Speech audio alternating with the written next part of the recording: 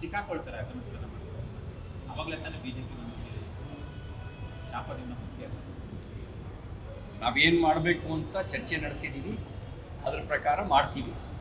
ಈಗಲೇ ಹೇಳಿದ್ರೆ ಅವರು ಎಚ್ಚೆತ್ಕೊಳ್ಳೋಕೆ ಅವಕಾಶ ಆಗಬಾರ್ದು, ಹಂಗಾಗಿ ನಾವು ಹೇಳಲ್ಲ. ಸರ್, ಈಗ ಅವ್ರ ಮೇಲೆ ಹಂಗಾರೆ ಕಣ್ಗಾವಲು ಇಟ್ಟಿದ್ದೀರಿ. ಅದನ್ನು ಇಟ್ಟಿರ್ತೀವಿ. ಆದರೆ ಹೇಗೆ ಏನು ಅಂತ ಹೇಳಿ ಅವ್ರು ಯಾಕೆ ತಪ್ಪಿಸ್ಕೊಳ್ಳೋಕೆ ಅವಕಾಶ ಕೊಡೋದು? ಕ್ರಮ ನಿಶ್ಚಿತ ಅಂತನಾ? ಯಾವ್ದಾದ್ರು ರೂಪದಲ್ಲಿ ಆಗುತ್ತೆ.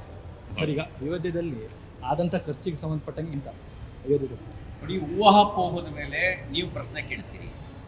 ಆದರೆ ಒಂದು ಸ್ಪಷ್ಟ ಇದೆ, ಅಯೋಧ್ಯೆಯ ಪ್ರಕರಣದಲ್ಲಿ ಹುಂಡಿ ಹಣವನ್ನು ಯಾರು ಲೂಟಿ ಮಾಡಿದ್ದಾರೆ, ದೇಣಿಗೆಗೆ ಸಂಬಂಧಪಟ್ಟಂತೆ ಸಮಗ್ರ ಮಾಹಿತಿಯನ್ನು ಈಗಾಗಲೇ ಟ್ರಸ್ಟ್ ಕೊಟ್ಟಿದೆ. ಯಾರ್ಯಾರು ದೇಣಿಗೆ ಕೊಟ್ಟಿದ್ದಾರೆ ಆ ಲೆಕ್ಕವನ್ನು ವೆಬ್ಸೈಟ್ನಲ್ಲೂ ಆ ಲೆಕ್ಕ ಮತ್ತು ಕೊಟ್ಟಂಥ ಕಾಣಿಕೆಯನ್ನು ಸ್ವತಃ ಪರಿಶೀಲನೆ ಮಾಡೋಕ್ಕೂ ಕೂಡ ಅವರು ಅವಕಾಶವನ್ನು ಮಾಡಿಕೊಟ್ಟಿದ್ದಾರೆ. ಲೆಡ್ಜರ್ನಲ್ಲಿ ನಮೂದಿಸಿದ್ದಾರೆ. ಯಾವ್ಯಾವುದು ಕಾಣೆಯಾಗಿತ್ತು ಅಂತ ಮಾಧ್ಯಮದಲ್ಲಿ ಬಂದಿತ್ತು ಅವುಗಳನ್ನು ಪ್ರದರ್ಶನಕ್ಕೂ ಇಟ್ಟಿದ್ದಾರೆ. ಇದಲ್ದಲೇ ಆ ಸಂಬಂಧಪಟ್ಟಂಥ ಡೋನರ್ಸ್ ಅವರು ತಾವು ಕೊಟ್ಟ ಕಾಣಿಕೆ ಸುರಕ್ಷಿತವಾಗಿದೆಯೋ, ದೇಣಿಗೆ ಸುರಕ್ಷಿತೆಯಾಗಿದೆಯೋ ಅನ್ನೋದನ್ನು ತಿಳ್ಕೊಳ್ಳೋಕ್ಕೂ ಕೂಡ ವ್ಯವಸ್ಥೆಯನ್ನು ಟ್ರಸ್ಟು ಮಾಡಿಕೊಟ್ಟಿದೆ ಈಗಾಗಲೇ. ಇನ್ನು ಕಾಣಿಕೆ ಹಣದ ದುರುಪಯೋಗಕ್ಕೆ ಸಂಬಂಧಪಟ್ಟಂತೆ SIT ಸಮಗ್ರ ತನಿಖೆ ನಡೆಸ್ತಾ ಇದೆ. ಈಗೆಲ್ಲ ಬರ್ತಿರೋದ್ರೊಳಗಡೆ ಸತ್ಯಾಸತ್ಯತೆ ಎಷ್ಟು ಅನ್ನೋದು ಪ್ರಶ್ನಾರ್ಥಕ ಚಿಹ್ನೆ ಇದೆ. ಊಹೆಗಳ ಮೇಲೇ ಚರ್ಚೆ ಆಗ್ತಾ ಇದೆ. ಯಾಕೆಂದ್ರೆ ಅವ್ರು ಇನ್ನೂ ಸಾರ್ವಜನಿಕವಾಗಿ ವರದಿಯನ್ನು ಕೊಡದೇ ಇರೋದ್ರಿಂದ ಊಹೆಗಳ ಮೇಲೇ ಚರ್ಚೆ ಆಗ್ತಿರೋದು. ಹೀಗಂತೆ ಹಾಗಂತೆ ಅಖಿಲೇಶ್ ಯಾದವ್ ಆಪ್ತ ಕೂಡ ಇದರಲ್ಲಿದ್ದಾರೆ ಅಂತ ಅಂತೆಕಂತಗಳೇ ಚರ್ಚೆ ಆಗ್ತಾ ಇದ್ದಾವೆ. ಭಾಳ ಸ್ಪಷ್ಟವಾಗಿ ಮುಖ್ಯಮಂತ್ರಿ ಹೇಳಿದ್ದಾರೆ, ಯಾರನ್ನೂ ಬಿಡೋ ಪ್ರಶ್ನೆ ಇಲ್ಲ ಅಂತ, ಯಾರನ್ನೂ ಬಿಡೋದಿಲ್ಲ. ಈ ಕಾರಣಕ್ಕೆ ಹಿಂದೂ ನಂಬಿಕೆಗಳನ್ನು, ರಾಮನ ಭಕ್ತಿಯನ್ನೇ ಪ್ರಶ್ನಿಸುವ, ಅಪಮಾನಿಸುವಂಥ ಕೆಲಸಕ್ಕೆ ಕೆಲವು ಪಾಖಂಡಿಗಳು ಮಾಡ್ತಾ ಇರೋದು, ಅದನ್ನು ಸಹಿಸೋಕೆ ಸಾಧ್ಯ ಇಲ್ಲ. ರಾಮ ಭಕ್ತಿ ಇರುವಂಥವರೇ ಭಕ್ತಿಯಿಂದ ಕೊಟ್ಟಿದ್ದಾರೆ. ಆ ಭಕ್ತಿಯ ಕೊಟ್ಟಿರೋ ಹಣವನ್ನು ದುರುಪಯೋಗ ಪಡಿಸ್ಕೊಂಡಿರೋರಿಗೆ ಖಂಡಿತ ಶಿಕ್ಷೆ ಆಗುತ್ತೆ, ಅದ್ರ ಬಗ್ಗೆ ಡೌಟ್ ಬೇಡ. ಯಾಕೆಂದರೆ ಇಲ್ಲಿ ಕೇಂದ್ರದಲ್ಲಿ ಮತ್ತು ಉತ್ತರ ಪ್ರದೇಶದಲ್ಲಿ ರಾವಣನ ಸರ್ಕಾರ ಇಲ್ಲ, ರಾಮಭಕ್ತರ ಸರ್ಕಾರ ಇದೆ. ರಾವಣ ಭಕ್ತರ ಸರ್ಕಾರ ಅಲ್ಲಿಲ್ಲ, ಅಲ್ಲಿರೋದು ರಾಮಭಕ್ತರ ಸರ್ಕಾರ. ಖಂಡಿತವಾಗಿಯೂ ಕೂಡ ರಾಮನ ಭಕ್ತಿಯ ಭಾವನೆಗೆ ದ್ರೋಹ ಮಾಡಿರುವವ್ರನ್ನ ಬಿಡೋ ಪ್ರಶ್ನೆ ಇಲ್ಲ, ಕ್ರಮ ತಗೊಳುತ್ತೆ. ರಾಜ್ಯದಲ್ಲಿ ಅಲ್ಲಿನ ದೇಣಿಗೆ ಈ ಎಲ್ಲವೂ ಸ್ಪಷ್ಟತೆ ಇಲ್ಲದೆ ಇರೋದು, ಅಂತೆಕಂತೆಗಳು ಗೊತ್ತಿಲ್ಲ. ಅದಕ್ಕೆ SIT ಬೆನ್ನು ಹತ್ತಿದೆ, ಅವರು ಕ್ರಮ ತಗೊಳ್ತಾರೆ. ಮತ್ತೆ ದೂರು ಕೊಟ್ಟಿದ್ದು ಟ್ರಸ್ಟು, ತನಿಖೆ ನಡೆಸ್ತಾ ಇರೋದು ಕೂಡ ಅಲ್ಲಿಯ ರಾಮಭಕ್ತರ ಸರ್ಕಾರ. ಹಾಗಾಗಿ ನಿಮ್ಗೆ ಯಾರಿಗೂ ಚಿಂತೆ ಬೇಡ, ಯಾರನ್ನೂ ಬಿಡೋ ಪ್ರಶ್ನೆ ಇಲ್ಲ. ಸರ್, ಅದಕ್ಕೆ ಪ್ರಿಯಾಂಕಾ ಖರ್ಗೆ ಅವರು ಹೇಳ್ತಾರೆ, ಈ ಜಿ ಅನ್ನೋರೆಲ್ಲ ಇದೇ ಕೆಲಸ ಮಾಡೋದು. ಪ್ರಿಯಾಂಕರಿಗೆ ವಕ್ಫ್ ಬೋರ್ಡಲ್ಲಿ ಲೂಟಿಯಾಗಿರೋಕ್ಕೆ ಸಂಬಂಧಪಟ್ಟಂತೆ ಅನ್ವರ್ ಮಾರ್ಪಾಡಿ ವರದಿ ಬಂದಿದೆ. ಅಟ್ಲೀಸ್ಟ್ ಅಲ್ಲಿ ದೂರು ಬಂದ ತಕ್ಷಣ ಸ್ವತಃ ಟ್ರಸ್ಟ್ ದೂರು ಕೊಡ್ತು, ಸರ್ಕಾರ SIT ರಚನೆ ಮಾಡ್ತದೆ.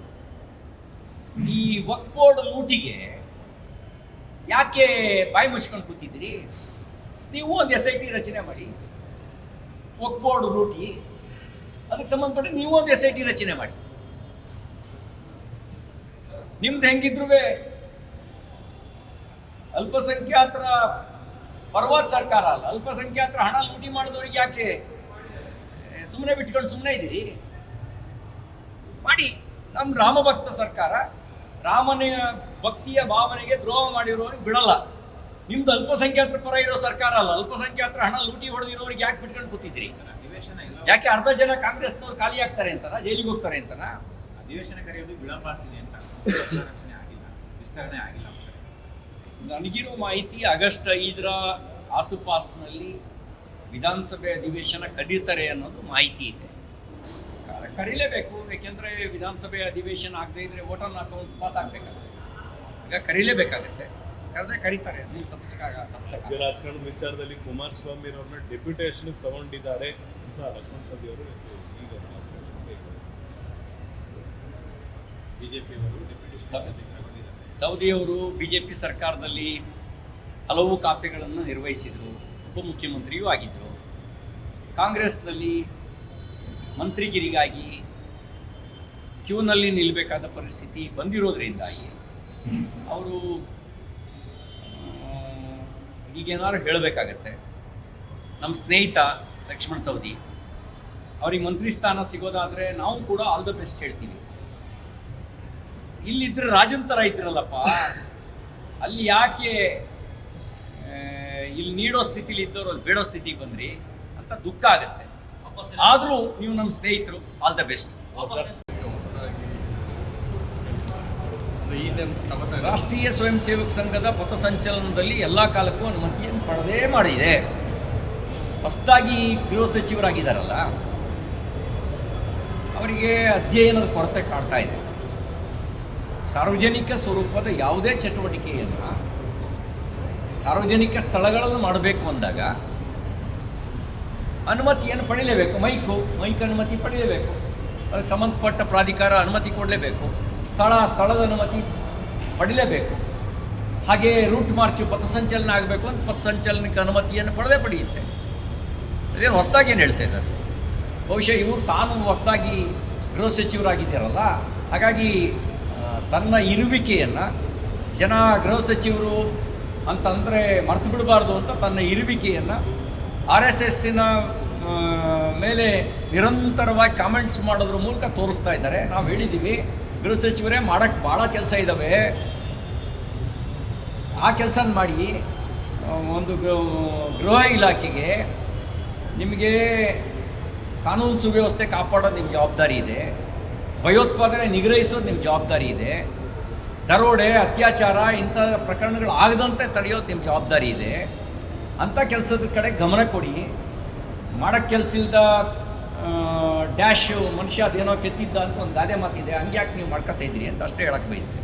ಸರ್, ದೇವರಾಜ ಅರಸು ನಂಬರ್ ಕೊಟ್ಟಾಗಿದೆ ಅನ್ನೋದು CS ಗೆ ದೂರು ದಾಖಲಾಗಿದೆ. ಲೂಟಿ ಹೊಡೆಯೋಕ್ಕೆ ನಿಂತಿದ್ದಾರೆ. ಮಾರ್ಕೆಟ್ನಲ್ಲಿ 10,000 ರೂಪಾಯಿಗೆ ಸಿಗುತ್ತೆ, ಬಲ್ಕಲ್ಲಿ ತಗೊಂಡ್ರೆ 7,000 ರೂಪಾಯಿಗೆ ಕೊಡ್ತಾರೆ. ಇವರು 17,000 ರೂಪಾಯಿ ರೇಟ್ ಕೊಟ್ಟು ಮಾಡಿದ್ದಾರೆ. ಇದೇ ಥರ ಕಾರ್ಮಿಕ ಇಲಾಖೆಯಲ್ಲಿ ಕಿಟ್ಟು 900 ರೂಪಾಯಿ ಕಿಟ್ಟು, ಅದಕ್ಕೆ ರೇಟ್ ಹಾಕಿರೋದು 5,000. 900 ರೂಪಾಯಿಗೆ ನೀವು ಎಲ್ಲ ಸೇರಿದ್ರು 900 ರೂಪಾಯಿ ತಯಾರಾಗಿಬಿಡುತ್ತೆ ಕಿಟ್ಟು. 5,000 ರೂಪಾಯಿ. ಇದನ್ನು ಲೂಟಿ ಹಗಲು ದರೋಡೆ ಅಂತ ಅಂದರೆ ಇನ್ನೇನು ಕರಿಬೇಕು? ಈಗ ಈ ರೀತಿ ರೇಟನ್ನು ಕೋಟ್ ಮಾಡಬೇಕಾದ್ರೆ ಎಲ್ಲಿಂದ ಅವ್ರು ರೇಟ್ ಲಿಸ್ಟ್ ತೊಗೊಂಡು ಆ ಕಂಪ್ನಿಗಳಿಗೆ ಕೇಳಿದ್ರೆ ಸಾಕಲ್ಲ, ಅವ್ರು 7,000 ರೂಪಾಯಿ ಸಪ್ಲೈ ಮಾಡ್ತಾರೆ. ನೀವು ಮಾರ್ಕೆಟಲ್ಲಿ ರಿಟೈಲ್ ಆಗಿ ತೊಗೊಂಡ್ರೆ 10,000 ರೂಪಾಯಿ, ಬಲ್ಕಾಗಿ ತೊಗೊಂಡ್ರೆ 7,000. ಇವರು 17,000 ರೂಪಾಯಿ ಹಾಕಿದ್ದಾರೆ. ಇದಕ್ಕಿಂತ ಹಗಲು ದರೋಡೆ ಇದೆಯಾ? ಇದನ್ನೇ ಹಗಲು ದರೋಡೆ ಅಂತ ಕರೆಯೋದು. ಮೊನ್ನೆ ಮುಖ್ಯಮಂತ್ರಿಗಳೇ ಇತ್ತೀಚಿನ ಸಭೆಗೆ ನೀವು ಹೇಳಿದ್ರಿ 10 ರೂಪಾಯಿ ಲಂಚ ತಗೋಬಾರ್ದು ಅಂತ. ಹಿಂಗೆ ಹಗಲು ದರೋಡೆಗೆ ಏನು ಹೇಳ್ತೀರಿ? ಈ ಹಗಲು ದರೋಡೆಯನ್ನು ನಿಲ್ಲಿಸಿ.